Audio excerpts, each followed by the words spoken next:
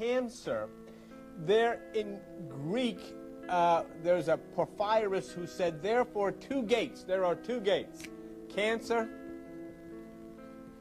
and Capricorn. And this is very interesting to me and to the way this church operates, because there I am and there's Joan, Cancer and Capricorn. And it says, therefore, two gates, Cancer and Capricorn, and quite appropriately, Joan, Plato called them two mouths. Two mouths. Do a lot of talking. All right, but this is what is said. Of these two gates, now this is what's very interesting about that. Cancer is the gate through which souls descend.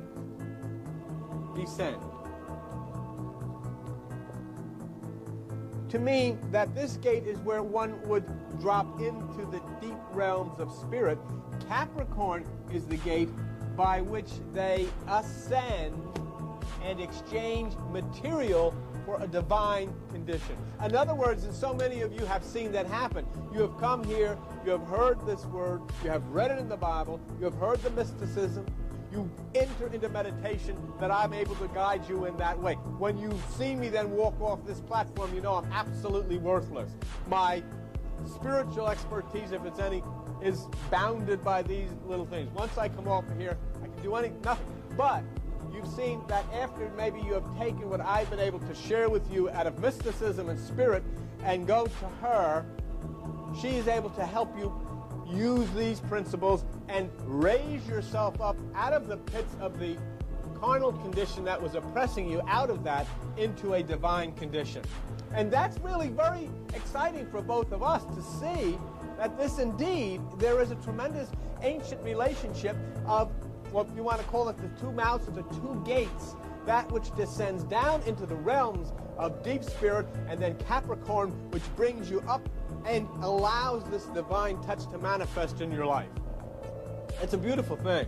The Arabic name, okay, for Cancer, as you see it there, the Arabic name is Al-Sartan, S-A-R-T-A-N.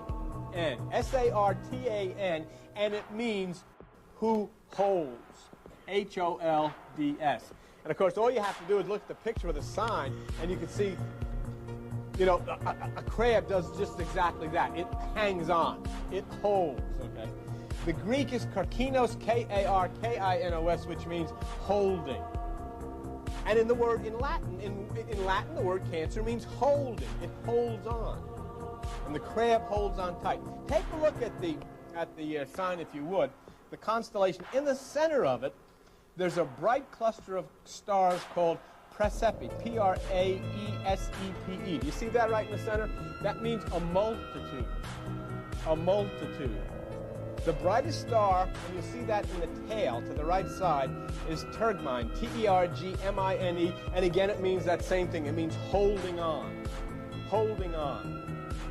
Now here we have some interesting things. If you look in the upper center of the crab, you'll see the star Acellus Boreas. Do you see that? Acellus Boreas. That means the northern ass. The northern ass. Okay? And now if you look down to below the ecliptic, you see Acellus and Ocellus Australis. You see A-U-S-T? There you go. That's the southern ass. The northern ass is Ocellus Boreas, and Ocellus Australis is the southern ass. Now, do you see that line going right through there, the ecliptic? That's the pathway of the sun. The ecliptic means that's the pathway of the sun. That's where that constellation will, you know, the trajectory takes it right through the center, where the sun moves through it. So, what does this do? Every one of the tribes of Israel, the 12 tribes of Israel in your Bible, is defined by a zodiacal sign. All right? And this here, the northern ass and the southern ass, connects this Cancer to the tribe of Issachar, I-S-S-A-C-H-E-R.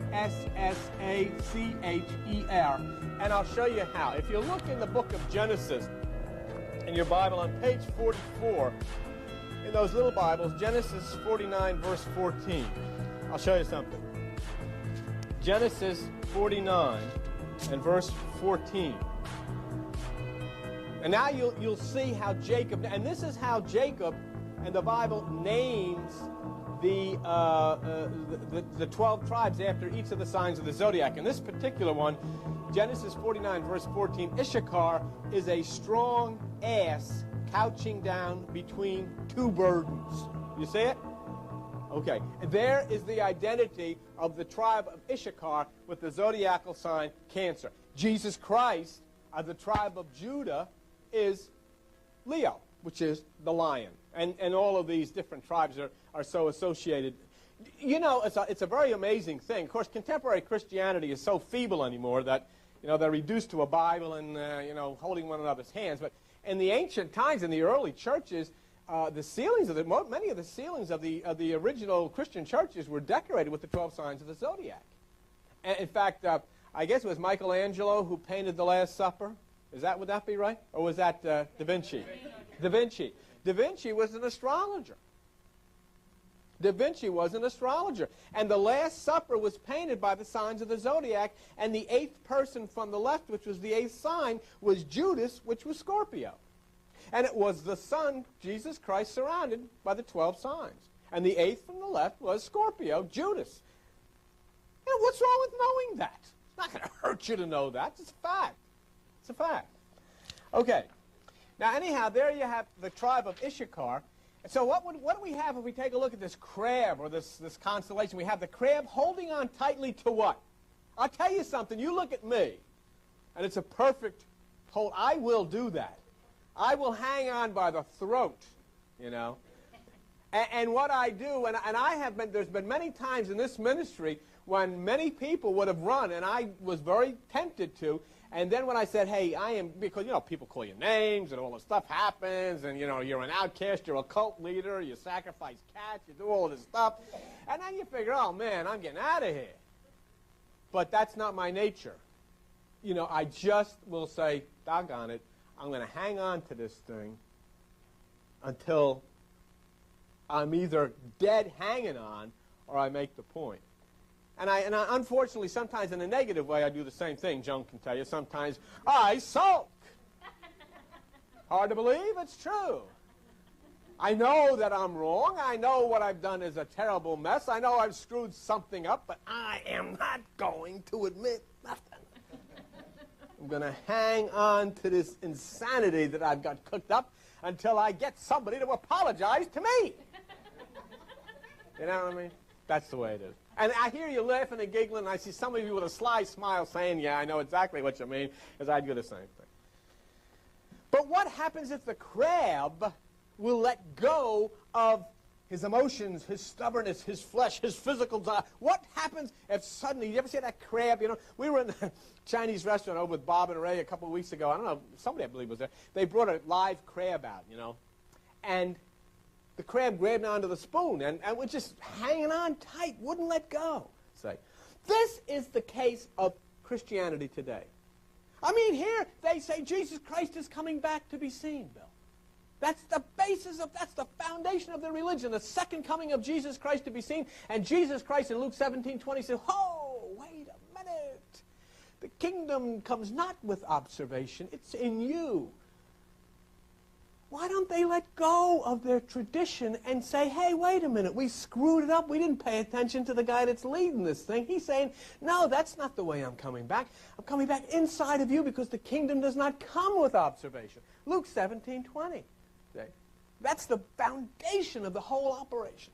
And, of course, the second foundation is this tithing business, which, of course, the Apostle Paul spends a whole chapter saying, don't do it.